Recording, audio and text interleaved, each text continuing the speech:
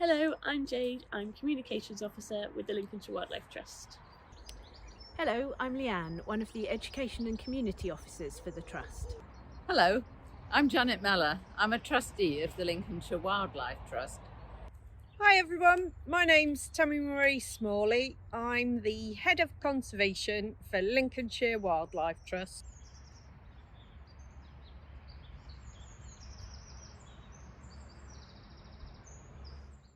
Working on the Love Links Plants project has helped our organisation in a number of ways, mostly to help our digital offer. Firstly, we set up a new project Twitter account, something that we haven't done before, but certainly something that we hadn't expected to be so popular. Tweets are reaching audiences worldwide, from young botanists wanting to make their first floral identifications to other countries wanting to set up their own herbariums. We've been able to connect with a new audience who in turn have learnt about the Lincolnshire Wildlife Trust and what our aims are and what our purpose is. And I'm sure from that we would have got some new members too. We plan on continuing to post and engage with these followers for as long as we can once the project comes to an end. Another benefit of the project has been helping us to set up our Eventbrite and SurveyMonkey accounts. Previously people would book by email or telephone, but the Love Links Plants project required something a bit more intelligent. We needed to be able to log participants and also to send them surveys after the events. To do this, we set up an Eventbrite account, and it meant that people could book online through our website, and also that we could contact them afterwards with survey requests set up by SurveyMonkey. Since setting them up, we've been able to use the accounts for our own events, allowing people to book online for free and paid events, helping to reduce the workload for our staff. I was involved in this project, first of all, back in 2014.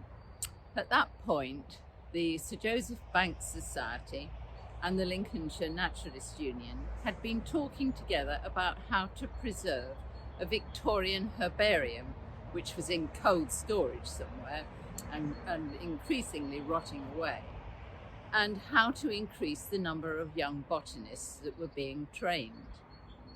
And they started to talk to the Lincolnshire Wildlife Trust, and we rapidly realised that this was going to have to be a very big project in order to find some funding.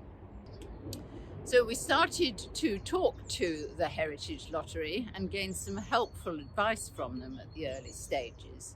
And we worked with the Natural History Museum in London, who were interested in keeping the Victorian herbarium from Lincolnshire as part of their national collection. But this was going to be very expensive. The work for the Natural History Museum alone was going to cost $250,000. So over a period of time, we worked up the stage 1 application to the Heritage Lottery for a large project. And we finally submitted this in 2016. And at that point, the project was still very much focused on preserving the Victorian herbarium, but also creating a new contemporary herbarium, which the Sir Joseph Banks Society would manage to curate for the long term. Having received approval for our stage 1 application, we then moved on to stage 2, and this was submitted and approved a year later in 2017. And now here we are in 2021, having nearly delivered our project with a year's extension necessary because of the intervention of the pandemic.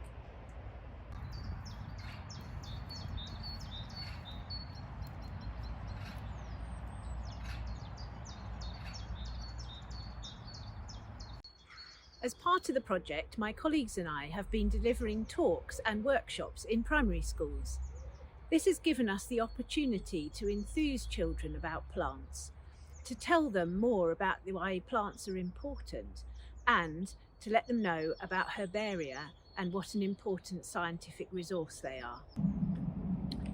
Myself, my colleagues, and our volunteer wildlife watch leaders have had the opportunity ourselves to learn how to collect specimens and make herbarium pages.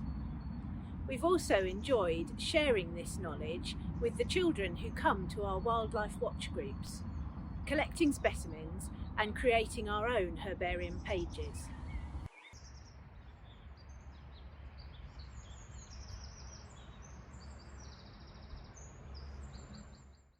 Links Plants has definitely had its challenges. We started with the beast from the east, and then we've had a global pandemic at the end of it, amongst other things. And what that has taught the organisation is the need for building in project resilience and capacity. I think we have managed to deliver an excellent project, and we've been able to use the expertise of various staff to help us overcome all of those things that have been thrown at this project. So all the partners have gone through some sort of change over the period of this project, including ourselves with staff and everything else. So I think the really important thing we've all learned is to build in some capacity from the outset of a project to enable that resilience. The partners have, and ourselves at the Trust, have pulled in expertise from across their organisations to make that happen. But if you can plan it in right from the start, then that is an amazing learning lesson from this project. The great thing about this project is it's really built a strong foundation between the core delivery partners. And I'm going to use the University of Lincoln. Originally, right at the start when this project was being planned, I don't think anybody foresaw how much the relationship would blossom through this project. And so we not only helped them design the new Bachelor of Science, Ecology and Conservation degree and have done some botanical training with their students, we are now involved with multiple departments across the university, and we're not the only ones. It's the Sir Joseph Banks Society have also built really strong relationships with the university. So I think one of the great things about this partnership and project is we've gone much further than ever was predicted at the start. And again, with the Natural History Museum, that relationship with Lincolnshire is being secured through a memorandum, through a legacy, so that those relationships continue to deliver and grow going forward.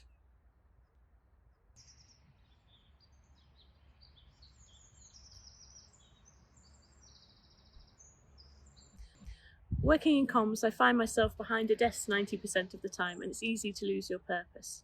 The Love Links Plants project has helped me to get outside, get outdoors where I enjoy nature, and it reminds me of why we do the job that we do, to help people enjoy the natural world and to get future generations to protect it too. The Love Links Plants project has also given me the opportunity to teach others the herbarium skills that I've learnt during the project, and I've also had the opportunity to produce some work that I'm really proud of. I've really enjoyed learning new skills and learning how to create a herbarium page. And it's been really satisfying working with the children and as an environmental educator, hoping that we've created a spark that might result in some of those children being botanists in the future. Every now and again in your career, you will get a gift that will stay with you forever. And I call that the Willy Wonka golden ticket moment. I was born in Skegness on the mouth of the Wash. I've been going out to the salt marshes of the Wash my whole life.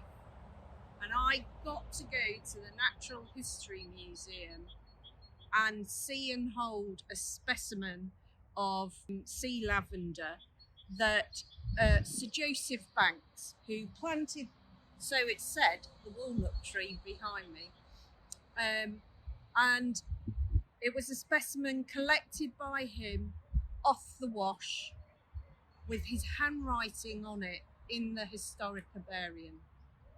I actually shed a tear of joy. This project has been magical. It has given magical moments that will stay with people forever. And when you are going through times of hard, it is those nuggets of gold that'll keep your chin up.